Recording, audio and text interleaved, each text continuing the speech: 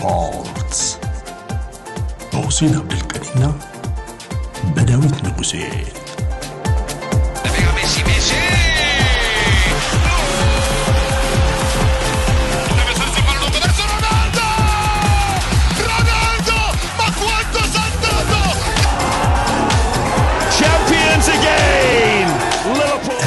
HD Sports ተናስተልን በያላችሁበት አድማጭ ተመልካቾች እንዴት ናችሁ ብለናል። HD Sport የሰኞ ከሰዓት ፕሮግራማችን ጀመረ። በስፋት ላይ ነን 101.1 ላይ እንገኛለን። ከዛ ውጪ HD ዩቲዩብም ላይ ፕሮግራማችን አለ። እንግዲህ አንድ ሰዓት የሚዘልቅ ነው የዛሬ ፕሮግራማችን። ከአውሮፓ ቻምፒየንስ ሊግ በኋላ እንግዲህ አርሰናል ተመልሷል ወደ ለንደን። በዋናነት ግን የለንደን ጉዳይ ዘንድሮ የፕሪሚየር ሊግ ስኬትን በስፋት የማክበር ከደጋፊ መገናኘት ሆኗል። በእርግጥ በአውሮፓ ቻምፒየንስ ሊግ ውጤት አልቀናቸውም፣ በመለያ ምት ተሸንፈዋል። ያ እንግዲህ የለንደኑ ደስታ አገላለጽ ላይ የፈጠረው ምንም አይነት እንከን እንደሌለ ነው በስፋት እየተነገረ ያለው። ይህንን ደግሞ የሚያረጋግጥልን ባልደረባችን ሁሴን እዛው ለንደን ይገኛል። አጀቡ ምን ይመስል ነበር? አጠቃላይ ስሜቱን ከዛው ከኔ ጋር ቆይታ በማድረግ ያስረዳናል። ከዛው እንግዲህ ቻምፒየንስ ሊጉ ላይ የሚነሱ አንዳንድ ነገሮችን እናያለን። ፓሪሶች አካባቢስ ምንድን ያለው? እንግዲህ በተከታታይ ስኬታማ ሆነዋል። ኤንሪኬም 3 ጊዜ ቻምፒየንስ ሊግ ካሳኩ አሰልጣኞች ተርታ ገብቷል።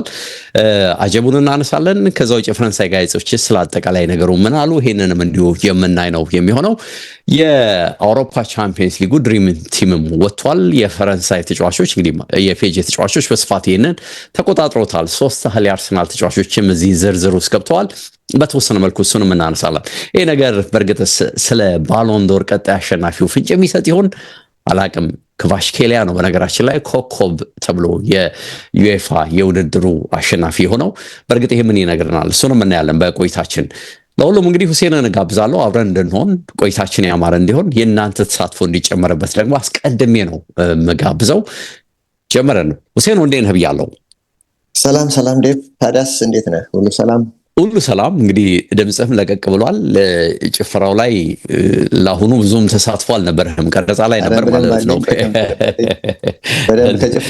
ከጭፈራውን ከጨረስኩ ወደዚህ ወደ ቤቴ ለመምጣት በጣም ተቸገርክ አይደል? 2 ሰዓት ከምናምን የፈጀብኝ።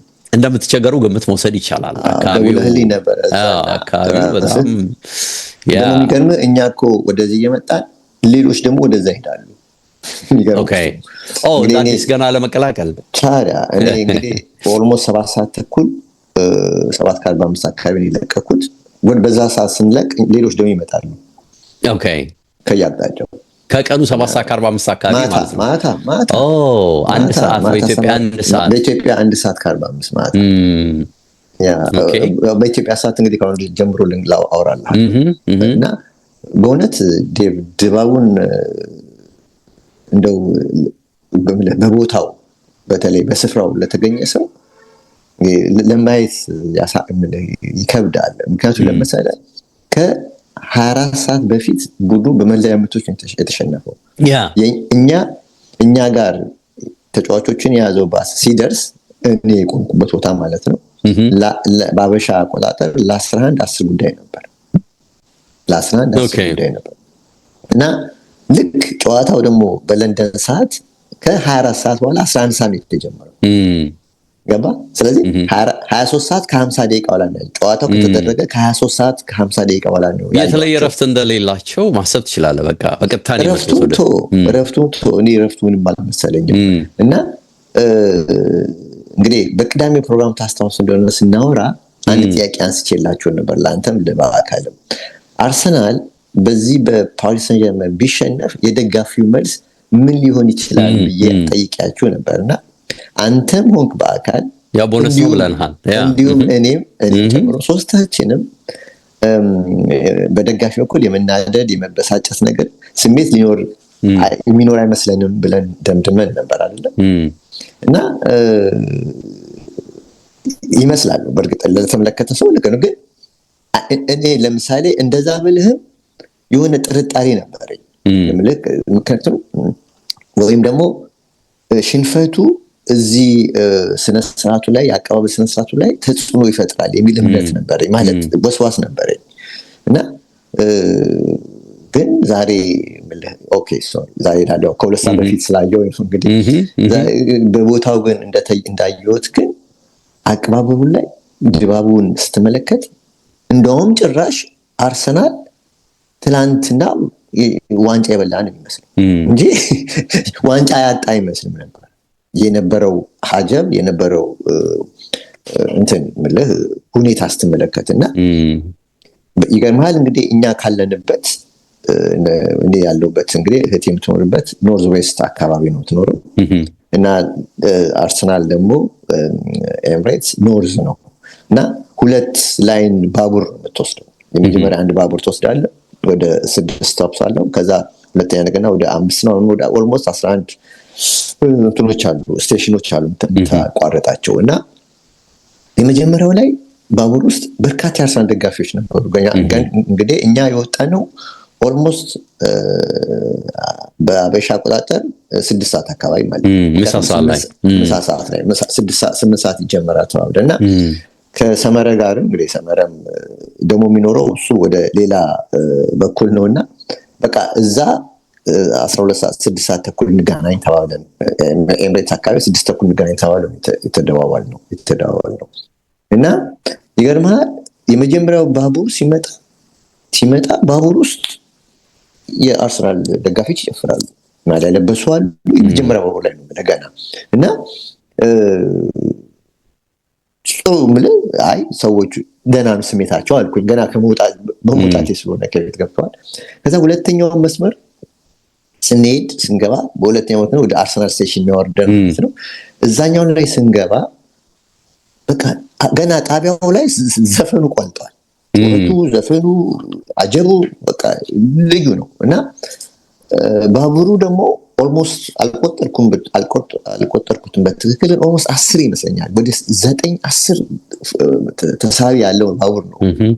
በጣም የሚጠቅም በነገራችን ላይ እንግሊዞች ያው ባቡር ነው በጣም ያው ኮኔክትድ ነው ከተማው ሜትሮፖሊታን አይደል ከተማው በጣም ነው። እንደ አሜሪካ ስትመለከት እኮ በቃ እኛ ሲያትል እኮ መኪና ነው አብዛኛው የሚጠቀመው የአሜሪካ ህዝብ እና እዛ ገና ውጪ ታውቃለህ ውጭ ገና ባቡሩ ወደ 9-10 ፉርጎ አለው ብያል ገና ሲመጣ ያልፋል አይደለም በቆምክበት ኦልሞስት 85-90% ታጭቆ ነው ታየው ተጨቅጭቆ የአርሰናል ማሊያ የለበሰ ነው እንጂ ጠቅላላ 90% የአርሰናል ማሊያ ለብሷል። ወይ ጥቁሩ ወይ ቀዩ ወይ ሰማያዊ ወይ ድሮን ወይ ኦቱን ወይ ጄቢሲውን ወይ ብቻ እንደንትኑ ብቻ አርሰናል እና ጩኸቱን ነገር አልችልም እና በእውነት በጣም እኛ መግባት አልቻልንም። ልንገባ ስንል በቃ ጢም ብሏል። ሰርዲን ሆኗል ማለት ይችላል። ጢም ብሏል።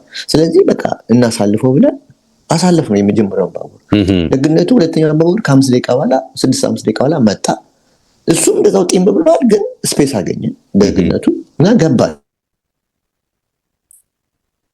ባቡር ውስጥ ሰመረ ደወለልኝ እና ደግሞ የሚገርመኝ ባቡር ውስጥ እኮ ታቸውና ደጋውዶ እና እንትን ይሰራል የኔትወርክ ችግር የለም እኔ ግራ ገባኝ እንዴት እንደሆነ እና ደወለልኝና እያወራሁት እኔ ያለው ቶተንሃም ኮርት ላይ ነው ያለው ኦልሞስት ዳውንታውን ማለት ነው ቶተንሃም ኮርት እና ቆንጆ አካባቢ ነው አይቼዋለሁና ቶተንሃም ኮርት አካባቢ ነው ያለውት ስቴሽኖቹ ተዘግተዋል። ወደ ኤምሬት የሚወስዱት አይደል በቃ ተዘግተዋል። ምክንያቱም ከአቅሙ በላይ ሆኖበታል ዘግተውታል። ቢጠብቅ በቃ መምጣት አልቻለም። እሱ እንግዲህ አርሰናል ደጋፊ ነው ያው የጨርቆስ ያለ ጋር ሰው ጠቃላ ያውቃል እና ይሄንን ታሪካዊ ነገር መገኘት ይፈልጋል ማየት ይፈልጋል በአይን ማየት ይፈልጋል ግን በቃ አመለጠው እና ልክ ላንተ ለአካል አይመን እንደምልከው ሁሉ ቪዲዮ እሱም ከናንተ እኩል ነው የሚያየው ቪዲዮ ወይ ደግሞ ዩቲዩብ ላይ ገብቶ ላይቭ ፉቴጆችን ነው የሚያየው። ላይቭ ፉቴጅ በጣም የሚገርሙ ላይቭ ፉቴጆች ነበሩ በነገራችን ላይ እኔ ደግሞ ያለሁበትን አካባቢ ልክለታለሁ ገብቷል እና እዛ ጣቢያው ጋር ስንደርስ እንግዲህ የአርሰናል ስቴሽን ጋር ስንደርስ ኦልሞስት የቀለጠ መንደር ነው 7 ሰዓት ከ20 ሆኗል። ቶል ነገር አልችልም ተቀውጧል ነው በቃ ገና ከስቴሽኑ ውስጥ ወጣ ወደ እንግዲህ ከስቴሽኑ ወደ ኤምሬትስ አንድ 7 ደቂቃ 8 ደቂቃ ይፈጃል 10 ደቂቃ ግን ዘግተውታል እሱ እና ወደ ሃይዌሪ ላይን ሄደን በዛ በመስመሩ በኩል ሄደን ያው ተጫዋቾቹ የሚያልፉት 30 ደቂቃ ነው ሊፈጀብን ነገር ዛሬ በአጠቃላይ ወደ 21,000 እንትን ነው እርምጃ ተራምዳችኋል። 21,000 እንዲህ በጣም ብዙ ነው። በነገሩ እዛ ማንቸስተርና ሊቨርፑልን ስንሄድ እንደዚሁ ነበረ። በጣም ያው መቼም እዚህ እንግሊዝ ከመጣው በቃ ሩጫ መራመድ ነው። የዛሬው 21,000 ደርሶ ነበርና እና የሚገርመው ለመመለስ ምልህ አሁን 7 ሰዓት ከ20 ደረስን ብያለሁ። ለመመለስ እኛም በሩ ተዘጋግቶ አንተ ስደውልህ ነግሬሃለሁ። ስቴሽኖቹ ተዘግተው እዚህ የደረስኩት ኦልሞስት 10 ሰዓት ከ10 ከሩብ አካባቢ ነው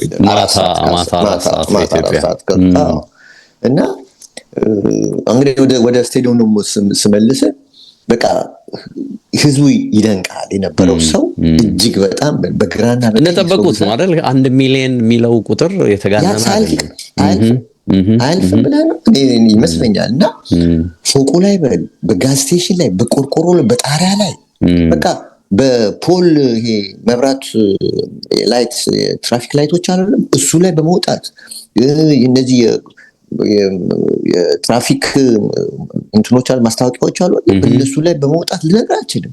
እና በጣም ይገርማል። እና በጣም ባይ ዘ ዌይ ሳረሳው ልንገርህ ባቡር ውስጥ ወደ እየመጣን ሁለተኛውን ባቡር ይዘን ማለት ነው ወደ አርሰናል አካባቢ የሄድን አንድ አስገራሚ ነገር አየሁ። አሁን እኛ ሀገር ሁሉ ጊዜ ክርክር ያለው ጭቅጭቅ ያለው ንትርክ ያለው በማንቸስተር ዩናይትድ እና በአርሰናል መካከል ሁሉ ጊዜ እንደምታውቀው። እዚህ ግን ማንቸስተር ዩናይትድ ዞር ብሎ የሚያየው ቶተንሃምና አርሰናል ነው አይደል? የቶተንሃም ጥላቻ ዴቭ እኔ የቶተንሃም ጥላቻ ታነባለህ ታያለህ ምናምን፣ ግን አሁን ቦታው ላይ ሆኜ ስመለከት ረበለው በቃ እንግሊዛዊ አይመስሉም። የሌላ ዜጋ ነው የሚመስሉ። የጠላት ዜጋ ነው እንጂ ይመስሉ አንድ ሰው አንድ ተመሳሳይ ባህሪ ተመሳሳይ ሰው ሆነ እንዴት ነው ተመሳሳይ ዜጋ ሆነ ይሄን ያህል ጥላቻ እንዴት ማለት መከባበር የለም። እውነት ነው እንዴ! ባቡር ውስጥ የሆነ ቦታ ላይ ሸተተን የሆነ ሽታ መጣ፣ ቆሻሻ ሽታ ሸተተን። አንዱ ጮክ ካለና ምን እንዳልታል እዚህ አካባቢ ቶተንሃም አለ ሰው ሰው ያን ያህል እስኪያስቡ ያን ያህል እና በዚህ ከመጣው ጀምሮ የቶተንሃም ስም ሲጨፈር ይነሳል። ግዴታ አላቸው የራሳቸው የቶተንሃም ደግሞ ዘንድሮ በሰቀቀን ነው የተረፉት። ወርዶም ነበር ኦልሞስት። ለነገሩ በተከታታይ አመት ሆነ አይደል 17 የጨረሱት ያ እና በጣም ይገርመኝና ወደ እንትኑ ልመለስና ወደ ስነ ስርዓቱ እና የአርሰናል ተጫዋቾችን የያዘው ባስ እንግዲህ ሲደርስ እኛ ጋር ማለት ነው ሲደርስ ኦልሞስት 11 ሰዓት ማለት ባበሻ አቆጣጠር የደረሰው አብያለሁ 5 ጉዳይ 10 ደካሚ እና ናይት ክለብ እንግዲህ አስበው አሁን ሰመር ነው ኦልሞስት ስፕሪንግ ወደ ሰመር ሊገባ ነው። ቀኑ ረጅም ነው። ፀሐይ የምትጠልቀው አሁን 3 ሰዓት ተኩል ከምሽቱ 3 ሰዓት ተኩል የምትጠልቀው እና ቀኑ በአንድ የተለወጠው ናይት ክለብ ሆነ። በቃ ቀይ በቀይ ጭስ በጭስ ላይ ነው። እንደዛ ነው የሚሆነው። ይለቀቃል ሁሉ ነገር ያ እያየ ነው። ቀይ በቀይ ይገርማል። ነፍጤ መጣና ነፍጤ ስናፈጠው ነፍጤ ውስጥ ቀይ ያው አየሩ በሙሉ ተበክሏል። ወንዱ አይደለም ለካ ለንደን ኢዝሬድ የሚሉት አርሰናልን እንዲህ በቀይ በቀይ ሆነ ስለ እና ልክ ባቡሩ ወደኛ ጋር ሲመጣ ፊት ለፊት ትልቅ ባቡር ነው ባሱ ሲመጣ ከፊት ለፊት ጋቢናው ላይ ከላይ የቆሙ አሉ አይደለ? ፊት ለፊት ላይ ራይስ ኤዜ ኮፍያ አድርጓል፣ ሳካ አለ እና ጋብሪኤል መነጽር ጥቁር መነጽር አድርጎ ፊት ለፊት ይታያሉ። እና ራይስን ስትመለከተ በቃ ራይስ ደስታው እንዴት ይጨፍራል፣ ይደነሳል። በቃ ለሰው ያለው ፍቅር ፊቱ ፈቅጥ በቃ ጥርስ ሆኗል። በቃ ረስቶታል። ከ24 ሰዓት በፊት የነበረውን እንትን ረስቶታልና በቃ ይገርማልና ከዛ እነሱ ልክ ሳይድ ፊት ለፊታችን ወደ ጎን ደግሞ ይመጣል ነው በእኛ ሳይድ የነበሩት አርቴታን አየሁት። መጀመሪያ አርቴታን አየሁትና ወይኔ በቃ ጮክ አርቴታን ሳየው አልቻልኩም። ጮክ አርቴታ እያልኩ ጮኩኝ። አይ በእጁ ሰላምታ ሰጠ። ዋናው አጠገቢያው በመንገዱ አይደል የሚያልፈው? ያው እዛው እኮ ነው መንገድህ ማለት ነው። ግራና ቀኝ ነው አይደል? መግባት አትችልም። ስለዚህ መንገዶች ጠባቦች ናቸው። ምንድን ነው የእንግሊዝ መንገዶች፣ የለንደን መንገዶች ጠባቦች ናቸው፣ ሰፊ አይደሉም። እና አጠገቡ ነው እና አልቻልኩም። ሳይወቃ አርቴታ ያልጮኩ የበኩሌን ተወጥቻለሁ ነው የምትለኝ። እንግዲህ እኔ የቻልኩትን አድርጌያለሁ ነው እያልከኝ ያለው። በጣም የምሬ ነው። እኔ መጨረሻ አካባቢ ዴቭ የቦርንሞዝ ጨዋታ በእናትህ እንዴት እንዳሳዘነ ልነግርህ አልችልም። በቃ ውስጤ በቃ እኔ በአርሰናል ሽንፈት ሳይሆን በሱ መሰበር ስሜቱ ሲሰበር በሱ መሰበር ውስጤ በቃ በጣም የተሰማኝ ቅርብ ሰው ሆን እንዴ ከአርሰናል ተጫዋቾች እንደ ዋንጫ ቢያጣ አርሰናል ዋንጫውን ቢያጣ አሁን ምናልባት ሰው ራይስ ያሳዘነኛ በአንጻሩ እኮ ታውቃለህ አርቴታ ነው ፈሪ ነው ምናምን የሚሉት አሉ፣ ደስተኞች ያሉ ነው በሱ።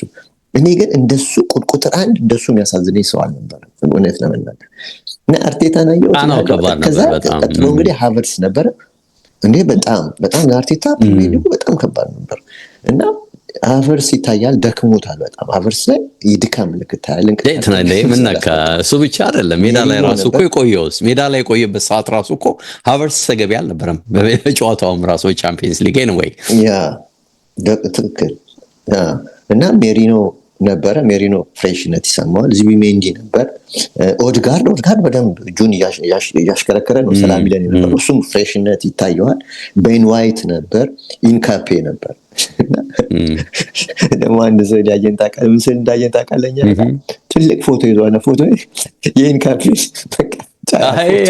ያ የበቀደም እንትኑ የወለቀው ቁምጣ የወለቀው ቤን ዋይት እኮ እሱን ነው እኮ በድምፅ ማጉያ እሱን እኮ ነው ያነሳው።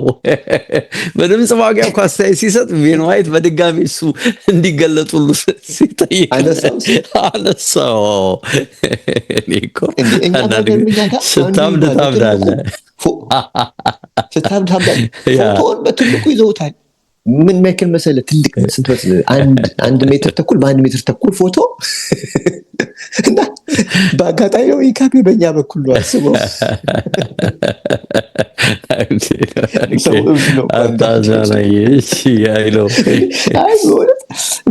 እኔ ክሬቲቪቲ ፖስት አድርገህ ይዘህ ትመጣለህ። እውነት ነው። እንደ ቅልጥ ያለ በቃ የባበሻ ሰርግ ነው የሚሞቀው። ሰርገኛ ሊገባ ሲል አሁን ቀርቷል። ቶሎ ግቡ ነው። ቶሎ ውሰድ ነው። ጉዳት ማስቀረት ነው አላማው። ወጪም ጉዳትም ማስቀረት ቶሎ ውሰድ ነው። እና በቃ ልክ የእሱ አይነት ስነ ስርዓት ነው የሚመስለው። ልክ በቃ ድግስ ሆኖ ሊገቡ ሲሉ አናስገባም ስትል የሆነ ግርግር አላል በቃ እንደዛ። እና በቃ ልክ አጠቃላይ በቃ ከሽንፈቱ ከ24 ሰዓት በኋላ አይመስልም። በቃ ተረስቷል ማለት ትችላለህ። እና ደጋፊውን ስትመለከት ቻምፒየንስ ሊግ በጣም ያሸነፈ እንዴት ይሆን ነበር? ቆይ ይሄ ቢጨመርበት የሚገርመህ እኔም ራሴ ነው ዝም ብለህ ሀሳብ ብትጠይቀኝ ፕሪሚየር ሊጉ እንግዲህ ሳምንት ሆኖ አይደል ከተወሰደ ኦልሬዲ ቀጠሮ ተይዞለታል። አሁን ለጭፈራ ሁላችንም እናውቃለን። ግን ደስታም አንዳንድ ጊዜ እኮ ረዘም ስታደርገው ይታወቃል። ከተጫዋቾቹ ጋር መገናኘት የሚፈጥርበት ስሜት ልዩ እንደሚሆን ይጠበቃል። ግን ደስታም ትንሽም ሲረዘም እኮ አንዳንድ ጊዜ ዝም ብሎ ያለ አይደል ስልቹ የሚሆኑ ሰዎች አሉ። ለምን ለደስታም በቃ አጣጣም ነው ከዚህ በኋላ ሄድኩ አልሄድኩም የሚሉ አሉ። እሱን ዝም ብለህ ታስባለህ፣ የሆነ ቁጥሩን ይቀንሳል ብለህ ትገምታለህ። ከዛ ደግሞ እንዳልከው ከ24 ሰዓት ቀደም ብሎ ደግሞ በጣም በሚጠበቅ ጨዋታ ቻምፒየንስ ሊግ ላይ ተሸንፈዋል። በቃ እኮ ያንን ደስታ አጣጥመናል፣ ይሄ የተለየ ድል የለውም፣ ስለዚህ ብሎ የሚቀር ሰው ይኖራል ብለህ ነው ግምት የምትወስደው። ግን ግን የሰው መልስ ገራሚ ነው። ፕላስ በፕሮፌሽናል እግር ኳስም በቃ ላለቀ ነገር ዝም ብለህ ስሜትን እየጎዳህ መቀጠል ተገቢ እንዳልሆነ የነገሩን ይመስለኛል። ራሱ ኢቨን ተጫዋቾች በቃ ያ ጨዋታ አለቀ። ልክ ያሁን እኮ በየሶስት ቀኑ ጨዋታ ማድረጋቸውና ሁልጊዜም ከፊት ለፊታቸው ስላለው ነገር ማሰባቸውን የምታየው በእንዲህ አይነት ስሜትም ጭምር ነው። በቃ ያ ከ24 ሰዓትም ሆኖ 8 ሰዓት 6 ሰዓት ኢስ ኦቨር። በቃ ያን ዋንጫ አላገኘህም። ብትብሰከሰክ፣ ብታር፣ ብትነሳ፣ ብትወድቅ የምትጨምረው ነገር የለም። ይልቅ ግን ቅድሚያም ትኩረት አድርገውበት የነበረው ዋንጫ እንግዲህ ስለተገኘ ያንን ትልቁን ደስታችንን አጣጥመን እንቀጥል የሚለው ነገር በደንብ የተገለጠበት ነው የሚመስለውና እኔም ከጠበቅኩት በላይ ነው የሆነብኝ። የእውነት ደጋፊው ስታየው ወላሂ ነው የምልህ፣ እኔ ከጠበቅኩት በላይ ነው የሆነብኝ። ነገርኩህ እኮ ዋንጫ ትናንትና ዋንጫ የበሉ ነው የሚመስለው። ትናንትና ዋንጫ የበሉ ነው የሚመስለው እና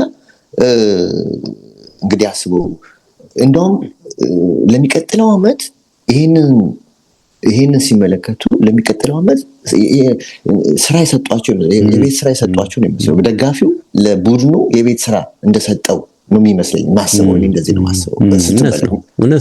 ምክንያቱም አንደኛ ያሳለፉት የጭንቀት ሰዓት ታውቃለህ። አንደኛ አንድ ለባዶ ጨዋታ በጣም የበዛበት ጨዋታ ምን ያህል አእምሯቸው እንደሚጨነቅ አስበው።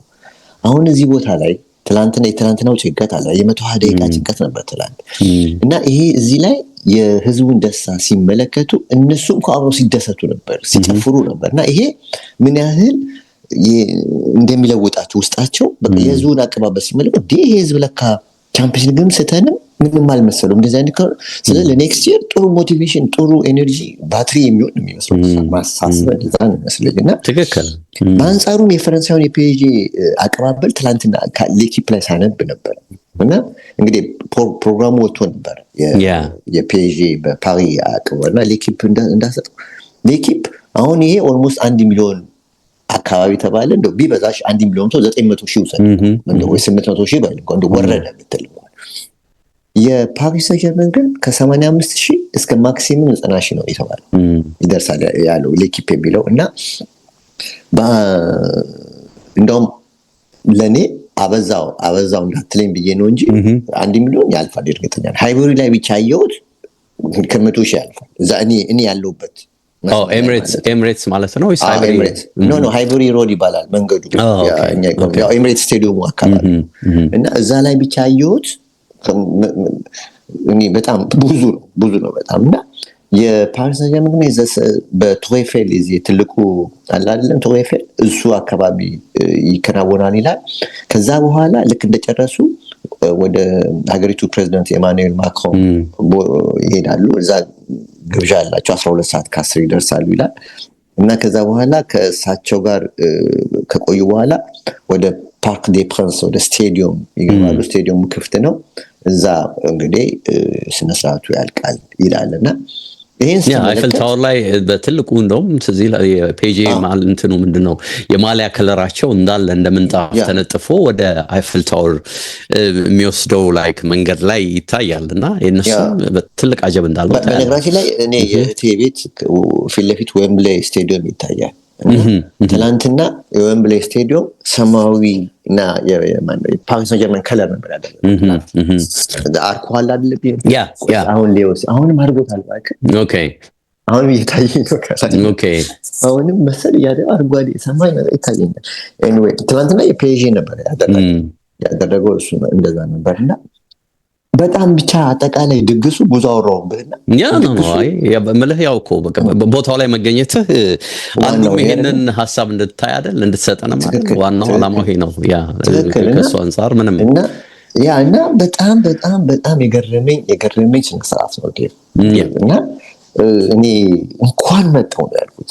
አብረህ እንደዚህ ደስታ ስትካፈል በትክክል 22 ዓመት የቆሰልክበት እንትን አብረህ ስታከብር እና ስታየው ደግሞ ስትመለከት በጣም ደስ ይላል። ደግሞ ተጫዋቾችንም ገብቷል። በአንድ ድንጋይ ስንት ወፍ ነው የምትመጣው? በአንዴ ነው የምታለው። ወደ 6-8 ተጫዋቾች በእኔ ሳይላቸው 10 ተጫዋች እና ስለዚህ አይ ቲንክ ከረጅም ጊዜ በኋላ የመጣም ስለሆነ ብዙዎች ይሄ አዲሱም ጄኔሬሽን ከዚህ ቀደም የቬንገርንም ስኬት ያየው ከዛ በኋላ ደግሞ እንግዲህ ውጤት በማጣት ውስጥ በችግር ውስጥ ያሳለፈው እንዳልኩም ደግሞ ያው በተለይ ኒው ጄነሬሽን የምትለው አባቱን አያቱን ምናምኑን እያየ ደግሞ ያደገውም ራሱ ከረጅም ጊዜ በኋላ ያገኘው ድል በመሆኑ ትርጉሙ ትልቅ ነው። ክለብ ውስጥም ያለው ነገር የሚታይ ይመስለኛል እኮ ባለፉት ጥቂት ዓመታት የአርቴታ መሻሻል ብቻ እኮ አይደለም፣ በተቃራኒ ደጋፊዎች ይሰጥ የነበረው ትርጉም ማጣጣሉ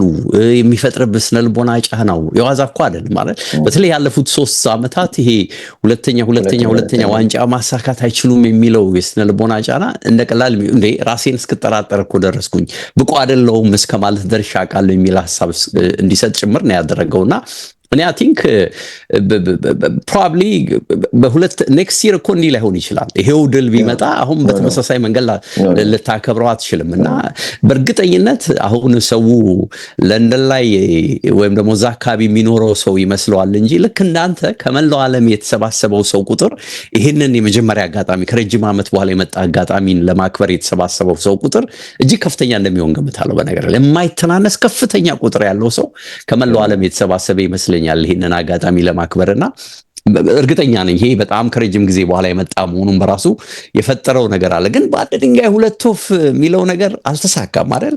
ከፓሪስ ጋር የነበረውን ነገር ስናይ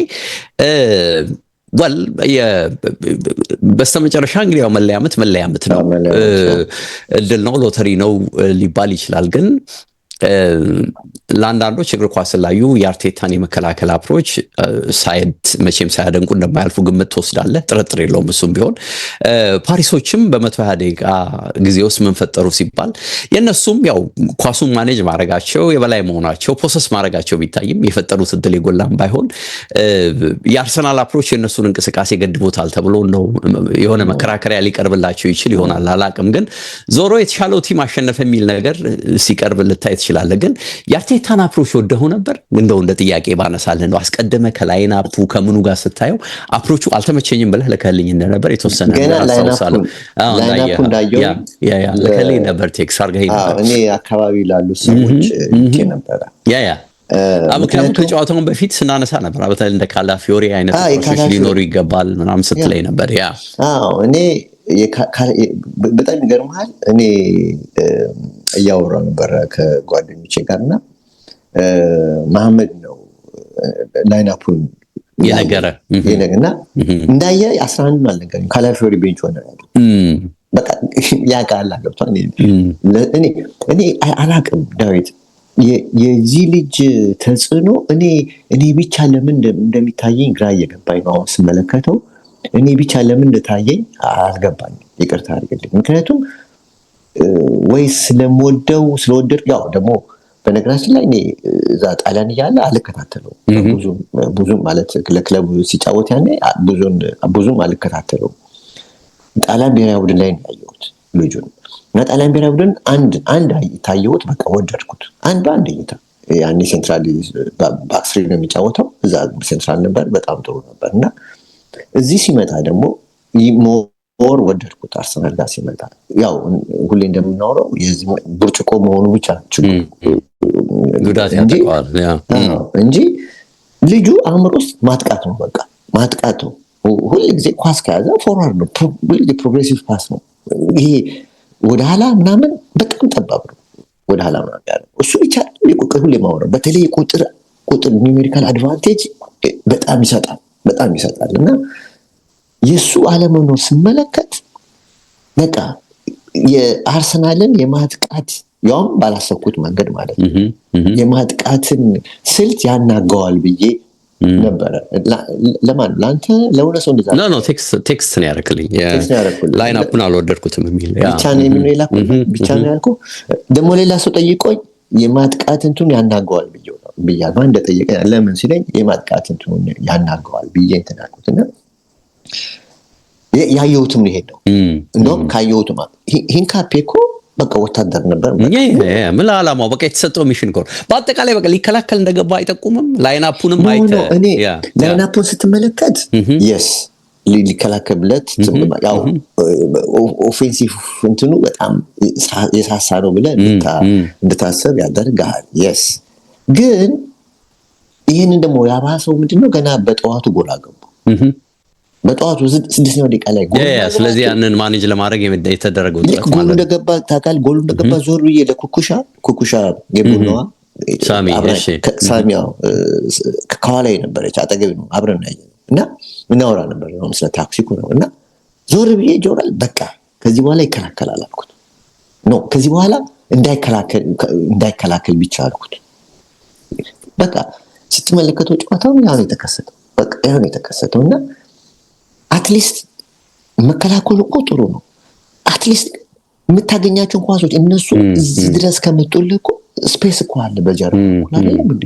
ለምን እሱን ለመጠቀም እኮ በተለይ የመጀመሪያው 45 ደቂቃ እኮ ዴቭ 3 ፓስ ያደረጉት እኔ በቁጥር 3 ነው ያደረጉት። በቁጥር 3 ቢበዛ እነዛ 3 ፓሶች ደግሞ አደጋ የፈጠሩ ናቸው። 3ቱ እፊት ሄደው አደጋ የፈጠሩ ናቸው። አስበው። ያ እንኳን እንዴት ትምህርት አይሰጣቸው? ያ እንዴት ትምህርት እንደው አርቴታ እንከላከሉ እንኳን ቢል በቃ ተከላከሉ እንኳን ቢላቸው ተጫዋቾቹ እንዴት የሆነ ነገር አላረጉም ነው። ልጆቹ እነዚህ እኮ ፕሮፌሽናሎች ናቸው፣ ትላልቅ ተጫዋቾች ናቸው። እንዴት ኳሱን አትሊስት ለጓደኛ እንዴት ነው ፓስ ማታደርገው? እንዴት ማታደርገው? እና ይሄ ለኔ ማሸነፍ እየቻለ ይኸውልህ ማሸነፍ ይችል ነበር ትናንት። ትንሽ ቢደፍር የመጨረሻው 30 ደቂቃ አይተሃል።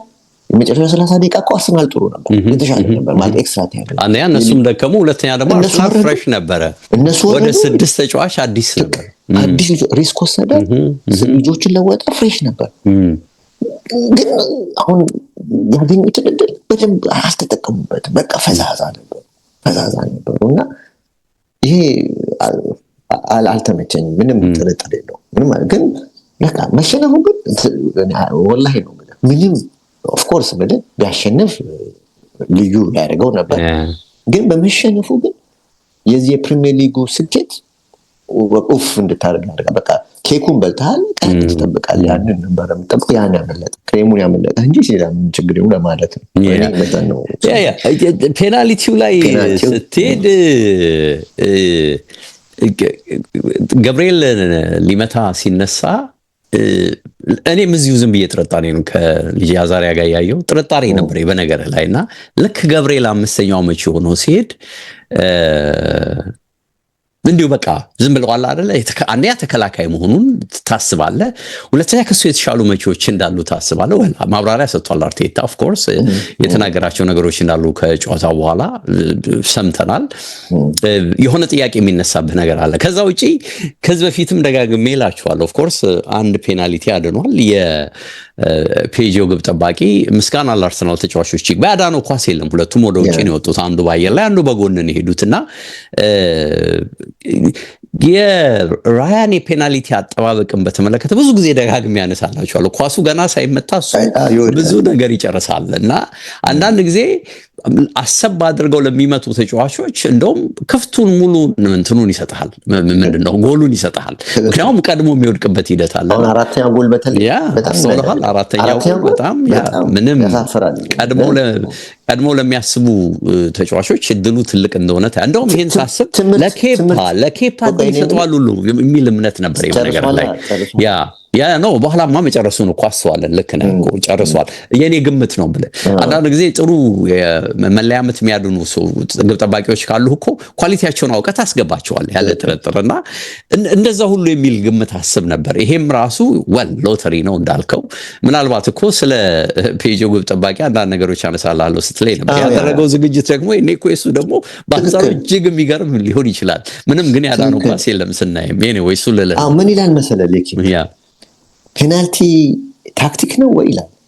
ፔናልቲ መለያ ምት የታክቲክ የበላይነት ነው ወይንስ የግለሰብ የበላይነት ነው ወይ ይላልና ብሎ ይጠይቅና እንደዛ ከሆነ ይላል የአሸናፊ ቡድን ይላል ፓሪስ ሰን ዠርመን ያሸነፈው በፔናልቲ የአሸናፊ ቡድን ጎልኪፐር አንድም ኳስ አያድን እኮ ነው ሻምፒዮን የሆነ ጥሩ ሎጂክ ነው የሚያቀርበው። ምክንያቱም ስለ ታክቲክ የምታወራ ከሆነ ስለ ዝግጅት የምታወራ ከሆነ ይሄ በር ጠባቂ ያዳነው ኳስ የለም፣ ሁለቱም በአየር ላይ ነው የወጡት። ይሄ ማለት የግለሰቡ የዛኛው ተጫዋቾች ችግር ነው ማለት ድክመት ነው ይልና ግን ይላል ግን ወደ ኋላ መለስ ስንል ግን የሳፋኖቭን ኳሊቲ ግን መረሳት የለበትም።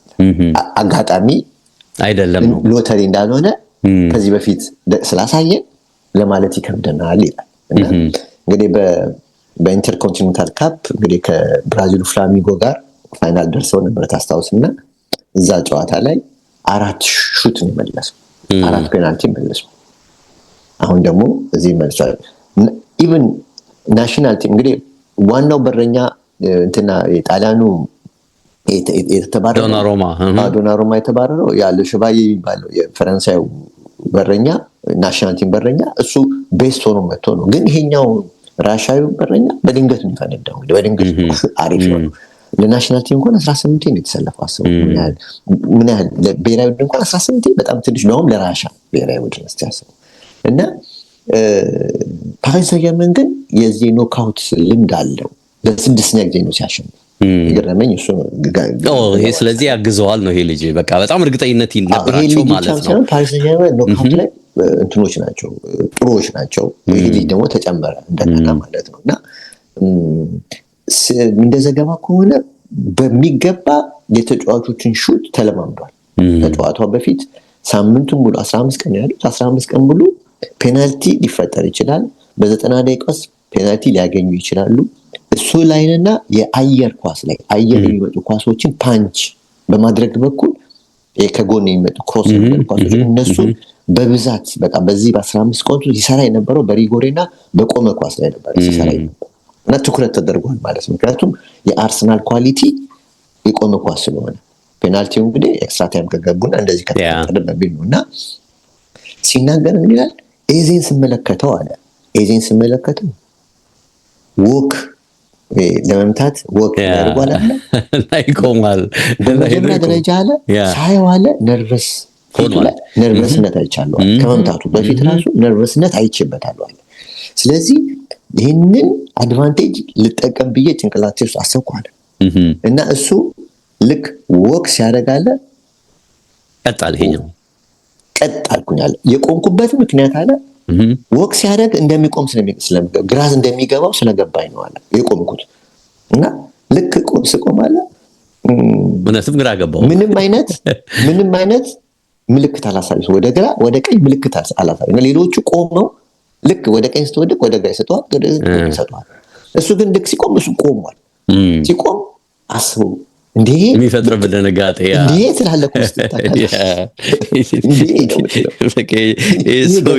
ሊፋታኝ አልቻለም ትላለህ፣ አልተፋታኝም ትላለህ። ሰውዬ ትደነግጣለህ። ምን አይነት ይሄ ሰገጤ ነው እኮ የምትለው ገገማ ብሎ በቃ ቆመ እኮ እንደዛ ነው የምትለው እኮ ግፍ ብሎ ቆመ። ደን አፍተር ገብቷል። ከዛ በኋላ አንተ ነርቨስ የነበረው ተጫዋች ላይ ይጨምራል እኮ ኮንሰንትሬሽን ይጨምራል። ስለዚህ አንተ ደግሞ ኮንሰንትሬሽን ሉዝ ካረግ ፐርፌክሽን አታገኝም። ለውሳኔ ሁሉ ትቸገራለህ። ግራ ታቀይለም በቃ ስለዚህ ወደ ውጪ ለቀቀው። ያልታሰበ እኮ አይነት ነው አመጣጡ። እና ሉዊስ ኤንሪኬ ምን ይል ነበረ? ሁልጊዜ ለተጋጣሚ ለተጋጣሚ መቺ አስፈሪ በረኛ ነው ይለዋል። ይሄን በረኛ ፔናልቲ ላይ እርግጠኞች ነበሩ እነሱ። ፔናልቲ ያው ኦፍ ኮርስ ሎተሪም ቢኖረው እሱ ስላለ የማሸነፍ እድላችን ሰፊ ነው። እድል ነበራቸው። ፊቱም ለነገሩ ቅጭም ያለ ነገር ነው አይደል? የሆነ ማራኪ ነገር አይደለም፣ አስፈሪ ነገር አለው። ትክክል። እና ምን አለ ማርቲኔሊና ራይስ ሸውደውኛል አለ። እንዳጠናሁት ነው ዮኬሬሽ አለ። መጀመሪያ ዮኬሬሽ ይመጣ አለ ድብን ያለ ሹት አድርጎ ነው የሚመጣው። እሱን አጥንቼ መጥቻለሁ አለ። በአብዛኛው ይመታቸው ወደ ቀኝ ናቸው አለ። ግን ሸወደኛል ቀስ ብሎ በደንብ ሸወደኛል እሱ። ስለዚህ በደንብ ሰርቷል እኮ አሁን እንዴ ኤዜ ላይ ሰርቷል ማለት እኮ ነው። በሌላው ባይሰራ ኤዜ ላይ በደንብ ሰርቷል። ገብርኤል ራሱ እንግዲህ ከጭንቀት እኮ ነው ከዩክሬሽ በኋላ ማርቲኔሊ በጣም በቃ ያላለ ምንም ከአቅሜ በላይ ነው አለ። የራይስም እንደዛ ነው አለ። ጋብርኤል ሲመጣ ግን አለ ጋብርኤል ቀና ብሎ አላየኝም። ሲመታ ማለት ቀና ብሎ የት ልምጣ አሁን ልትመታ ስትል ግራና ቀኝና አይተህ ነው ሹት አይነህ ምናምን ይንከራተታል። ቦታ ትፈልጋለህ፣ ምልክት ለመስጠት ጥረት ታደርጋለህ። ሲመጣ ማለት ወስኖ ነው የመጣው አለ። በቃ ወደ ቀኝ በኩል አዘንብሎ ድብና አድርጎ ለመምታት ማነው ስሙ የኮሬሽ አይነት ሹት ለማድረግ ይመስልና በቃ አባዬ ቤት ለቀቀ። አይ ነው ተከላካይ መሆኑ የጎዳው እዚህ ጋር ነው እንግዲህ የሚያናድደው ግን እኮ ታውቃለህ ምን እንደሆነ የሚያናድደው ሳይሆን ልጁ አንዳንድ ተጫዋቾች ምን አለ መሰለህ አሁን እንደዚህ አይነት ትላልቅ ጨዋታዎች ላይ አሰልጣኞች ብዙ ጊዜ ኦፍኮርስ ትሬኒንግ ሰርተዋል ግን የጨዋታው ዕለት ኮንፊደንስ ይፈልጋሉ፣ በራሱ የሚተማመን ተጫዋች ይፈልጋሉ እና አሰልጣኞች መጀመሪያ የሚጠይቁት ማን ነው መምታት የሚፈልግ ነው። በመጀመሪያ ደረጃ በነገራችን ላይ በሁለቱም በኩል መቼዎች ወጥተዋል። ብዙዎች ሳካ ወጥተዋል፣ ኦዴጋርድ ወጥተዋል። በአርሰናል በኩል ሳካ ወጥተዋል አይደል? ኦዴጋርድ ወጥተዋል። በአርሰናል በኩል ኦዴጋርድ ወጣ፣ ሳካ ወጣ፣ ሃቨርስ ወጣ። ሶስት መቼዎች ናቸው። አንድ በፓሪስ ሰን-ዠርመን በኩል ክቫራትስኬሊያ ወጣ፣ ዴምቤሌ ወጣ፣ ሩይዝ ወጣ፣ ቪቲኒያ ወጣ። ከአምስቱ አራቱ ፈርስት ሹተሮች ነበሩ እና ስለዚህ አሁን አሰልጣኙ ከዛ በኋላ ምን መሰለ የሚለው አስበው ከአርሰናል 3 ተጫዋች የለም፣ ከዛ 4 ተጫዋች የለም። መጀመሪያ የሚጠይቃቸው ማን ነው ፍቃደኛ ለመምታት እና እኔ እመታለሁ። አንደኛው ማን ይመታ ይላል። እኔ 2 በኢልና ክፍት ቦታ ላይ አሁን ጋብሪኤል በእርግጠኝነት እሱም አክቹአሊ እንትናም ተናግሯል። ተወስኗል አለ 5 ዓመት ለመሆኑ እኮ በቃ ኦልሬዲ ተወስኗል አለ። ጋብሪኤል መታል እኮ ራሱ ወስኗል። ምክንያቱም ኮንፊደንስ ይፈልጋሉ አሰልጣኞች። አሁን ለምሳሌ ማድዌኬን ብትወስደው ታስታውስ እንደሆነ ቼልሲ ከኤቨርተን ሲጫወት እኔ ካልመታው ብሎ ከማነው ስሙ ከባየር ሙኒክ ሄደው ጥቁር ሴኔጋሊው ጃክሰን ከጃክሰን እና ተጣልቶ ነበር ከፓልመር ጋር። ይሄ ማለት እንግዲህ ያ ልጅ እዛ ጋር ኮንፊደንስ እዚህ ጋር ሲመታ ግን ወይ ከዚህ በፊት ማዲዮኪያ በላሻቸው ኳሶች ታስታውሳለህ? ቲምበር ጥሩ መቺ ነው አይደል? ፊት አልነበረ ማለት ነው። ኦኬ ቲምበር ጥሩ መቺ ነው። የድሮ ቲምበር እኮ ቢሆን አንድ ኳስ ሴንተር ያደረገ ኳስ የውጭ መረብ ነበር ወደ እሱ ኳስ ያገባ ነበር ማለት ሴንተር አድርጎ ያቀብል ነበር የድሮ ቲምበር ነው እዛ የለቀቀው ኳስ ማለት ነው። እና ጋብሪኤል ገብቷል እመታለሁ ሲል አርቴታ በጣም መቀበል አለበት። ምንም ማድረጋቸው ሁሉም ሹት ያደርጋሉ። ትሬኒንግ ላይ ሁሉም ሹት ከተማባጭ አይቀር ጎሪ መጥቷል። ግን እዚህ ጋር ሲመጣ ግን በራስ መተማመን ይፈልጋል። ስነ ልቦናው ትልቅ ነው። አጎትህ ደግሞ በቃ ሰማይ ለቀቀው። ሌላ ተጫዋች ቢሆን እኮ በቃ እና ሊኪፕ ምን እንዳልመሰለ ፓሪስ ሰን-ዠርመን ይሄ በረኛ ባይኖር ኖሮ ቻምፒየንስ ሊግን ያገኝ ነበር ይላል ዶናሩማ ደግሞ ሊጎናል እስከዚህ ነው እና ስለዚህ እንደዛ ይላል። እንደዛ ብሎ ነው የሚዘጋው። ኢንትረስቲንግ ነው፣ እውነት ነው። ዞሮ እዚህ እንትን ላይ በመጨረሻ አወጡት አይደል ምንድነው የዩኤፋ ቤስት 11 ብለው 2025-26 11ን አውጥተውታል እና ክቫራትስኬሊያ ያው ይሄ የጆርጂያ ዊንገር የጨዋታው ፕሌየር ኦፍ እንግዲህ ሲዝን ሆኗል። ይሄ ማለት በሂደት ወደ ባሎን ዶሮ ይሄንን ተጫዋች ሊወስደው ይችላል አላቅም። ግን ጥረቱን ሲያነሱ 10 ጎሎች አሉት፣ 6 አሲስት አድርጓል በ16 ጨዋታዎች እና በዚህ ውድድር ላይ የተሻለው እሱ ስለመሆኑ ምንም ጥርጥር የለም። አብዛኞቹ ግን ሰከንድ ራውንድ ናቸው። ትክክል። ግን ያው ለሁለተኛ ጊዜ ነው። አምናም ኦዝማን ዴምቤሌ ነበር አይደለ ይሄንን ያሸነፈው። ከዛ በሂደት ደግሞ ይሄም ተጫዋች ወደ ባሎን ዶር እንደሄደን የማንተም እናስታውሳለን። እና ኦፍኮርስ እዚህ ውድድር ላይ ቡድን ዋንጫ ሲያነሳ ያለ ጥርጥር እንዲህ አይነት ነገር ውስጥ ትገባለህና ያነሳል። ወደኋላ ሄደው 2022 ላይ ካሪም ቤንዜማ እንዴት አንስቶ እንደነበር ከማድሪድ ጋር፣ ቀጥሎ ሮድሪ እንዴት ምንድነው የዓመቱ ኮከብ እንዴት እንደተባለ፣ ከዛ ቪኒሲየስ ጁኒየር እንዴት ደግሞ እንዳሸነፈ በቀጣይ ዓመት ከማድሪድ ጋር በዚሁ በቻምፒየንስ ሊግ ላይ ያነሳሉና እዚህ ዝርዝር ውስጥ እንግዲህ በዚህ ሲያስቀምጧቸው በጥቅል ግብ ጠባቂ ዴቪድ ራያን ነው ከአርሰናል የመረጡት። በነገርህ ላይ 3 የአርሰናል ተጫዋቾች ገብተዋል ራያን ጀምሮና ማርከስ ሊዮረንቴ ከአትሌቲኮ ማድሪድ ገብተዋል፣ ማርኪኒዮስ ፔጄ ገብተዋል፣ ገብርኤልን ነው ከአርሰናል ሌላ የከተቱት፣ ኑኖ ሜንዴሽ የፓሪስ ሴን ጀርሜኑ እዚህ ውስጥ ገብተዋል ተከላካይ ላይ። አማካይ ላይ የባየር ሙኒክ ኦሊሴ መጥቷል፣ ዴክላን ራይስ 3ኛው የአርሰናል ተጫዋች ሆኗል፣ ቪቲኒያ ከፔጄ መጥቷል፣ እንደገና ክቫራትስኬሊያ ያው እዛው ፔጄ ያለ ነው። አጥቂ ላይ ዴምቤሌን አካተው ከዛ ውጪ ግን የጨመሩት ሃሪኬንን ከባየር ሙኒክ ነውና ልክ ይሄ የ4-4-2 ፎርሜሽን በሚመስል መልክ ያስቀምጡት ነው አጠቃላይ ሂደቱ። ይህንን አድርገው ቶፕ 11ን በይፋ አስቀምጧል። ምንድነው የአውሮፓ እግር ኳስ ማህበር። እዚህ ላይ መሰጠኝ ሀሳብ ኖሮ የቅዳሜው ዳኛ ግን ትንሽ አርሰናል ላይ ተጽዕኖ ነበራቸው ወይስ አልነበራቸው? እንዴት አየኸው? እኔ ከዛ በፊት የጆርጂያን ኮከብ መለከተ አንድ ነገር አሁን ነገሮች ሁሉ እየተለወጡ ይመስላሉ። አልገባኝም። የማይገባኝ ነገር አሁን እግር ኳስ የመጨረሻ 2 ወርና የመጨረሻ 3 ወር ነው። ለምን አይ ቲንክ ቀረሱ አይደል? አሁን እየቀረ እኮ መሰለኝ። ለምን መሰለህ አሁን ክቫራም ከወሰድከው በማጣሪያ ውድድር ላይ ቤንች ሁሉ ነበር። ያን ጊዜ ነው አርሰናል የጠየቀው። ክለቡም ይሸጠዋል ተብሎ በአሰልጣኙና በቴክኒክ ኮሚቴውና በሱ መካከል ሁሉ ክፍተት ተከፍቶ ልጁ ይወጣል ተብሎ ነበር። ከጥሩ ማለፍ በኋላ ነው ይሄ ልጅ የተነሳው እና አመቱ ሙሉ ቀረና በቃ የመጨረሻ አሁን ራሱ ኢቭን ብሩኖ ፈርናንዴዝ ታስታውሱ እንደሆነ እንትና እያለ ማንያ ፖርቹጋሉ አሰልጣኝ አማውሪም እያለ የማንቸስተር ዩናይትድ ደጋፊዎች ሁሉ ይውጣ ሲሉ ነበር። ተጠያቂ እሱ ነው፣ ይሄ ቡድን የሚጎዳው ይሄ ልጅ ነው እያሉ ይሰድቡት ነበር። አሁን ካሪክ ከመጣ በኋላ ነው በጣም የገነነው እና ካሪክ ከመጣ በኋላ ገነነ። ስንት ጊዜ ሆነው ካሪክ ከመጣ? 3 ወር አመቷል። ልክ አሁን ተመሳሳይ ነገር እሷን ኮከብ ተባለ እና አሁን ስትመለከተው የአመቱ ኮከብነት ቀረ። በቃ ብዙ መሮጥ አያስፈልግ። መጨረሻ 3-4 ወር ከሮጥክ አንተ ኮከብ ነህ ማለት ነው። ገባ? ይሄ ሾርት ሜሞሪ ነገር ሆነ። በሰው ላይ የምታየው ነገር በትልቅ የአወራራጅ በአወራራጅ እንትኖች ውስጥ አሁን በነገራችን ላይ በቅድም ሳነብ ይሄ ተጫዋች ኮከብ የተባለው ፓሪስ ሰን ጀርመን ስላሸነፈ ነው እንጂ ጋብሪኤል ነበረ ኮከብ ይባላል። እና ጋብሪኤል በፋይናሉ ጌም ላይ ብቻ 13 ብሎክ በማድረግ ሪከርድ ፈጥሯል። በዚህ በትናንቱ በቅዳሜው ጨዋታ እና በዚህ በሽልማት በተመለከተ ይህን ነው የምትመለከተው። ከዛ ውጭ ግን የዳኝነቱን በተመለከተ የዳኛው ጉዳይ በጣም የሚገርምህ የሌኪፕ ከጨዋታ በኋላ የሰጣቸውን ውጤቶች ስመለከት ነጥብ አሁን ይሄ ሳፋኖቭ የራሻው በረኛ 5 ነው የሰጠው። ሪጎሬ መልሷል አልመለሰም። ሁለቱ በራሳቸው ስህተት ነው። ስለዚህ 5 በጣም ትንሽ ውጤት ነው። 5 ከ10 ማለት ነው። ጠፋ እየሰማሁ ነው። ድምፅ ጠፋብኝ።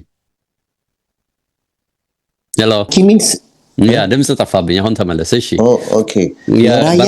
በረኛውን ብለህ ነው? ለሳፋኖቭ 5 ነው የሰጠው ሌኪፕ እንደደከመ ውጤት ነው። ምክንያቱም ቅድም እንዳልነው ሁለቱ ፔናልቲዎች እሱ አይደለም የመለሳቸው ተስተው ነው። ራያ እንደገና ደግሞ ለመጀመሪያ ጎል ተጠያቂ ሆኗል። ለእንትና ጎል ለሃቨርትዝ ጎል ራያ 6 ነገር ይበልጥ እና ከፓሪስ ሰን ጀርመን በኩል ማርኪኖስ ነው 7 ነጥብ ያለው ተከላካዩ ማለት ነው። እና ፓቹ 6 ኦፍ ኮርስ ኔቬዥ 7 አግኝቷል መሀል ተጫዋቹ። ከዛ ውጪ ግን ቪቲኒያ 5 ነው፣ ዴዚሬ ዲዌ 5 ነው፣ ካቫራቴሲያ 6 ነው፣ ፋቢያን ሩይዝ 6 ነው። በጣም ዝቅተኛ ነው ይታያል። ዝቅተኛ ማነው ስሙ እንትና ራሱ ማነው ተከላካዩ ራሱ የሰጡት 4 ነው ለሳሊባ ማለት ነው ወይስ ለዛኛው? ፔናልቲው ጭቅጭቁ ምንድነው? ፔናልቲውን በሌኪፕ ፔናልቲ የመሰጠት ዕድሉ ሰፊ ነው። ሜንዴዝ እንትናን የጣለበት ማዱዌኬን የጣለበት። አሁን ጥያቄ የሚነሳው ምን መሰለህ? ዳኛው አሁን አንተ ያልከው ዳኛ አልነፋም በቀጥታ ግን መሆን የነበረበት አትሊስት ዳኛው ነፍቶ ፊሽካውን ቪአር ጣልቃ ገብቶ ምክንያቱም ይላል በዛ ፍጥነት እጁ የሜንዴዝ የእንትና የማን ስሙ የማዱዌኬ እጅ የሜንዴዝን እጅ መያዙን ማየት አይችልም። ርቀት ላይ ነው ያለው እና ፔናልቲ ኳሱ ሙሉ ለሙሉ የማዱዌኬ ስለሆነ ፔናልቲ መስጠት ነበረበት ነው። አሁን እዛ ጋር ነው ጥያቄው። ገብቷል? ስለዚህ እዛ ጋር ነው ስህተቱ። ከዛ በኋላ ይሆናል አይሆንም ውሳኔ ነው። ፔናልቲም ነው። በአንዳንድ ጊዜ እጅም ይዞ ሲወድቅ ሙሉ ለሙሉ ሜዳውን ስለተቆጣጠረ ኳሱ ስለተቆጣጠረ ፔናልቲ ነው።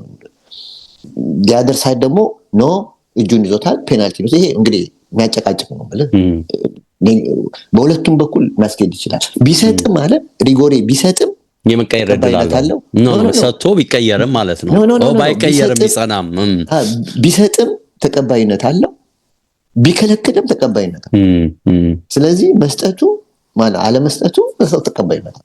ብዙ ክርክር ያስነሳም። ለነገሩ እንዳልከው ነው። ቢሰጥም ኖሮ እንዳልከው የማዱዌኬን መጀመሪያ ሜንዴዝ ላይ የተሰራ የእጅ እንቅስቃሴ በደንብ ጉዳዩን ፉርሽ ላይ አድርገው እንደሚችል ግምት ትወስዳለህ። ያንን ካለፈ በኋላ ነው እንግዲህ ሜንዴዝ ደግሞ ጥፋት ሰራበት፣ በደንብ ተጫነውና ተጫዋቹን ጣለው የምትለውና እሱ ከፔናልቲው አንጻር ብቻ ሳይሆን አንዳንድ ፊሽካዎች ላይ በደንብ ይታይ ነበር። የሆነ ለፔጄ ተጫዋቾች በደንብ ለሳካውን የሰጠው ቢጫ ያ ትኩረት ለማስኬር የመጀመሪያው ቢጫ ያ ትኩረት ደግሞ ኔቬስ እናንተና ፋውል ይሰሩ ያለ እኔ ሜንዴዝ ራሱ በተደጋጋሚ መጨረሻ ላይ ቢጫ የሰጠው ያ እንዲህ አይነት ነገሮች እንዳሉት ያለ ግን የኮከቡ ነገር ላይ ወደኋላ መለስ ስትል አምና የቪኒሲየስ ጁኒየር እና የዴምቤሌ ጉዳይ ብዙ ዝግብ ፈጥሮ ነበር። ብዙዎቻችን አልተቀበልነውም።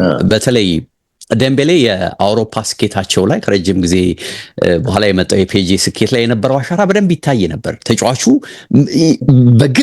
በግሉ ብቻ ብዙ ጨዋታዎችን ለፓሪስ ሴን ጀርሜን እንደወሰነ እናስታውሳለን። በጣም በትልልቅ ውድድሮች ላይና ብዙ ክርክር አልነበረውም። ሪያል ማድሪዶች በስተመጨረሻ ያኮረፉበት መንገድ፣ ፕሮግራሙን ራሱ ያልተገኙበት መንገድ ታየዋለህና እሱ እንደተጠበቀ ሆኖ አሁን ላይ ስትመጣ ግን በዚሁ መንገድ ተሄዶ ክቫስኬሊያ አሁን ኮከብ የሚሆን ከሆነ ሪሊ ወርዚ ነው ብለህ ለመናገር የሚያሳምን ነገር አለው ብለህ ታስባለህ? አሁን ስታየው ኖ እሱን እንዳለም ሆኖ እሱም ራሱ በቃ እኮ ወደፊት ሄደ ከዚህ በኋላ ያለን ብቃት ሳታይ በቃ ይሄው ነው ያው የፈረንሳይ ሻምፒዮን አዋል አውሮፓ ቻምፒየንስ ላይ ስኬታማ ናቸው። ስለዚህ ከዚህ ውስጥ ነው ፒክ የማድረግ ስሜት ውስጥ የሚገባው። ኦፍ ኮርስ የተጫዋች ተሰጥኦ እንዳለው በግሉ ተጽዕኖ ትልቅ እንደሆነ ሲመጣለት በቃ ምንም ጥርጥር እንደሌለው ታያለህ። ግን ኮንሲስተንሲ አይፈለግም። የሆነ ማየት የሚገባ በቃ የሚያሳምንህ ነገር ሊኖር ይገባል አይደል? አሁን ባሎንዶር ተባለ እንጂ ማለት ሁለቱ ባሎንዶር የማግኘት ደራቸው ተባለ እንጂ አሁን ችግሩ ምንድነው? ዓለም ዋንጫ ላይ የለም። ጆርጂያ ዓለም ዋንጫ የለችም። እሱም ደግሞ ዓለም ዋንጫውም ለራሱ የቻለ ኢምፓክት አለው፣ ተጽዕኖ አለው።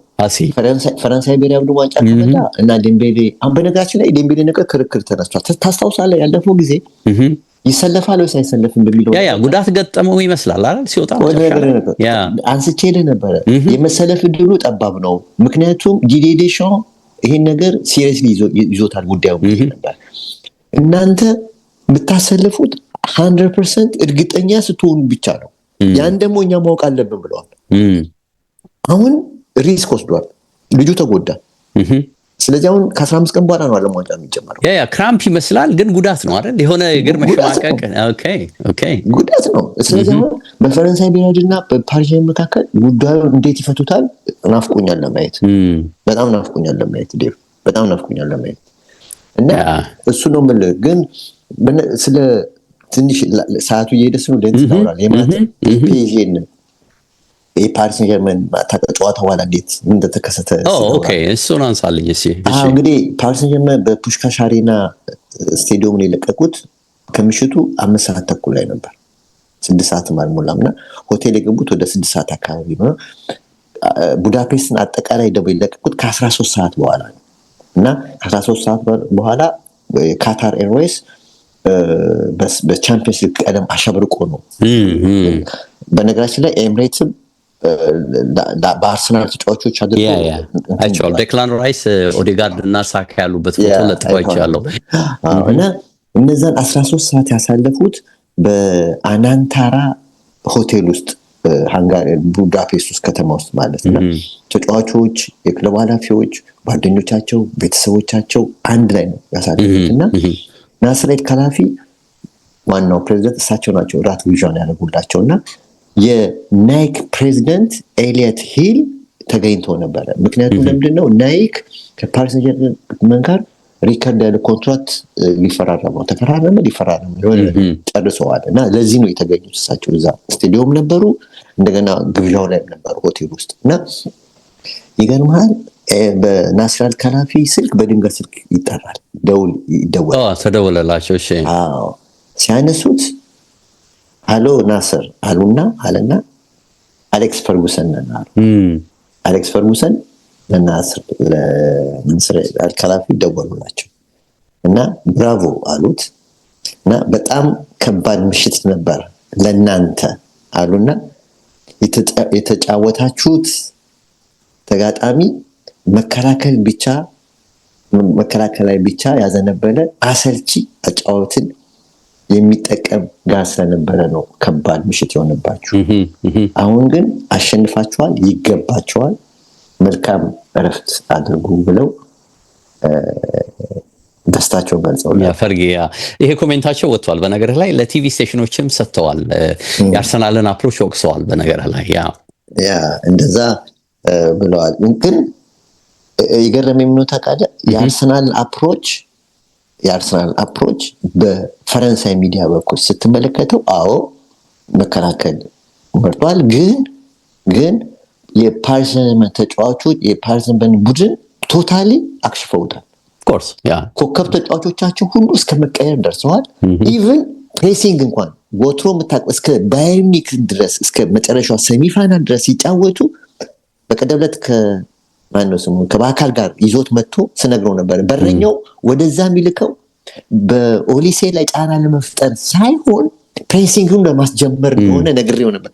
አሁንም መጀመሪያ ላይ ልክ እንደተጀመረ ሁለት ያደረገና ከዛ በኋላ ቀጥ ያደረገ። ሌላው ቀርቶ ከመሃል ሜዳ እንኳን በኖርማል ፓስ ነው የጀመሩት። ግና ኢቭን ያን ጊዜ የአርሰናል ተጫዋቾች ራሱ ገርሟቸዋል። ምክንያቱም ወደ ፎሪ የሚያወጡትን ነገር ትተው መሃል ሜዳ ነው የጀመሩት እና ይሄ የሚያሳየው ቶታሊ የፔዥን አጫወት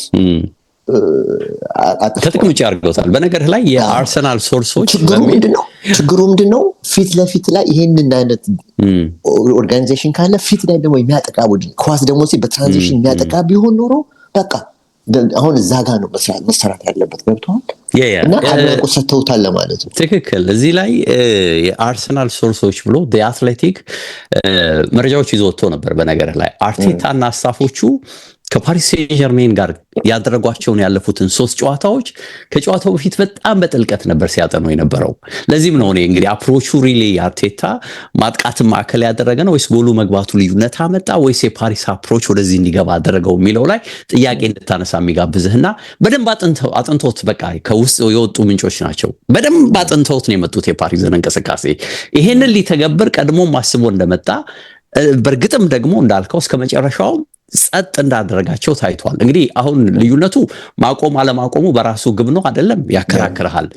ጨዋታው ውበት ላይ ኢምፓክት አለው የለውም፣ ያከራክራል።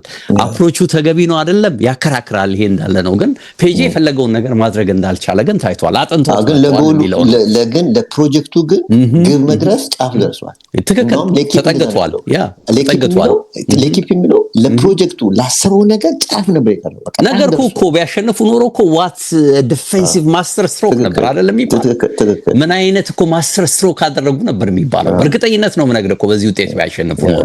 አክቹአሊ ይሄ እኔ ሞዶ እግር ኳስ አይደለም ምን ናገረው ነው። ግን አርሰናል ጋር ስትመጣ ለመጀመሪያ ጊዜ ዋንጫ ነው። የፕሪሚየር ሊጉን ከ22 ዓመት በኋላ ዋንጫ ነው። ገብቷል።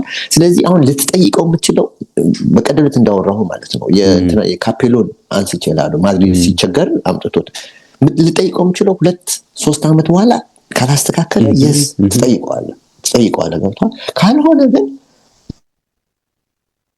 አሁኑ ግን ምክንያቱም ይሄ ደጋፊ ሁሉ ለምን አጨበጨበ? ለምን ወጣ? በደስታ ፍንቁለት ለምን ወጣ? በቃ ይሄ ሰው የተቀጠረው እኮ ለዚህ ደጋፊ ደስታ መስጠት ነው አይደል? ደስታ ሰጥቷል እኮ። ይሄ ደስታ ግን ሊጣጣም ስትጠግብ ነው ማጣጣሙ ላይ እንትምትለው ጥያቄ የምታነሳው ከነልጣ ጨዋታ በላም በኋላ ለጦት በላለ ማለት ነው። በዚህ ላይ ደግሞ ማሰብ ያለብህ አሁን ሞሪኖ ሁሉ ጊዜ ሞሪኖ ተመሳሳይ ነው። ምሳሌ ጆዜ ሞሪኖ ቀውማል አይደል? ሁሉ ተመሳሳይ ነው። ይሄ ልጅ እኮ 22-23 እኮ ምርጥ ቲም ነው የሰራው። ምርጥ ቲም ነው የሚያጠቅ ስንት ጎል ያገባው 90 ጎል 80 በላይ ያገባበት ጊዜ ነው። በቃ ውበት ያለው ፉትቦል በጣም ቆንጆ ፉትቦል ፕሬሲንግ ያደርጋል፣ ይመች ነበር አይደል? ማድረግ ይችላል ነው ዞሮ ትክክል። ስለዚህ ያኔ ማድረግ እንትና አለው ማለት ነው። ያንን ተከትሎ እምቢ ሲለው ነው ወደዚህ የመጣው። ይሄንንም ደግሞ ከግማሽ ዓመት በኋላ ነው እንጂ ሲጀምር እኮ እንደዚህ አልነበረም። እዚህ ሲል እንደሆነ እኮ ያው ቅድም እንዳልኩ ይሄ ሾርት ሜሞሪ ሆነ ልክ እንደ ኮከብነቱ ምርጫ ተረሳ ያለፈውና አሁን ዋኒል ምንድነው ፍሪኬ ከገኝ ምናምን እዚህ ባይገርምህ የአርሰናል ደጋፊዎች እንደዛ ይጨፍራሉ። የውጭ ሚዲያው የሚላቸውን እንዴት ይመስላል ያነሱታል። ልክ ነው። ይሄን ነው ቢራ መልበሻ ቤት ውስጥ የተጀመረው ቢራ እዛም ተጀምሯል። ተጫዋቾቹ ሊጠጡ ነበር ይላልና ባክ ቱ ባክ የሚል ቲሸርት ነበራቸው። ባክ ቱ ባክ የሚል ባክ በአልፋቤት ቱ በቁጥር እንደገና ባክ በአልፋቤት እንደዛ አድርገው እስከ ጠዋት 11 ሰዓት ድረስ ሲጨፍሩ ነበርና በቃ 2 ሰዓት አውሮፕላን ውስጥ እንተኛለን ብሎ ነው ይላልና ይሄን ነው ምን ያው ሰዓት ነው ናብቃ አንድ ሰዓት ሆኖናል። በነገርህ ላይ እንዲሁ ያዋዛን ይሄንን ፕሮግራም እንድናልፍ ነው እኔም የፈለኩት። የፈረንሳዮቹንም የውስጥ ምንጮች በተወሰነ መልኩ ልናነሳ ሞክረናል። የግል ስሜቶቻችንንም ከሁሉም በላይ ደግሞ እዛ የነበርክበትና ያየኸውን የታዘብከውን የደስታ ስሜት በደንብ እንድናስተጋባው ነበር የፈለግነው። ይሄን የፈጸመን ይመስለኛል። ሉሴ ነው እንግዲህ ለነበረን ጊዜ ከልብ አመሰግናለሁ። መልካም ተመለሱ ነው ብለው አይ ቲንክ ነገ ትወጣላችሁ። ማክሲመም ማታ ትወጣላችሁ። ይሄ ፕሮግራም ሰኞ ይሆናል ብዬ ቡካርኩት ለማክሰኞ ከሰዓት ነው። መልካም ተመለሱ። እንግዲህ ለነበረን ቆይታ ከልብ ነው፣ ለዘገባዎችም ከልብ ነው የምናመሰግነው። ኤችዲ ስፖርቶች ነበረን። አድማጭ ተመልካቾች ለነበረን ጊዜ ከልብ እናመሰግናለን። እናንተንም ባይ ቻው።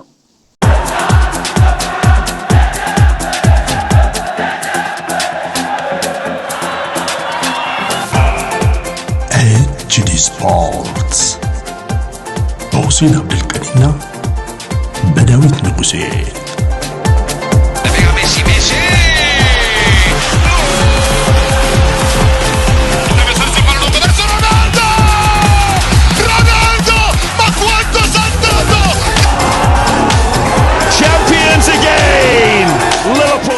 ኤችዲ ስፖርትስ